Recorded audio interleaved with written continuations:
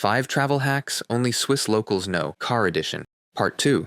1. Find cheaper gas away from highways and cities. Fuel prices in Switzerland can be quite high, especially at gas stations located along highways and in major cities. To save money, locals know to fill up their tanks at stations in smaller towns or rural areas, where prices are often significantly lower.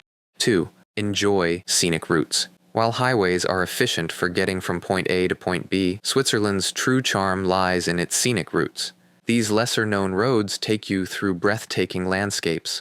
3. Stay in the right lane on highways. On Swiss highways, it's important to stick to the right lane unless you are overtaking. The left lane is strictly for passing slower traffic, and driving in it continuously can cause frustration among local drivers. 4. Stick to rules to avoid fines and accidents. Switzerland is known for its strict traffic rules and efficient enforcement, which help maintain order on the roads. Speed limits, parking regulations, and traffic signals are taken very seriously. 5. Don't let others stress you. Don't let them stress you out. Stay calm, stick to your speed, and drive safely. If someone is driving too close, just pull over when it's safe and let them pass. Your focus should be on enjoying the journey and the stunning Swiss scenery.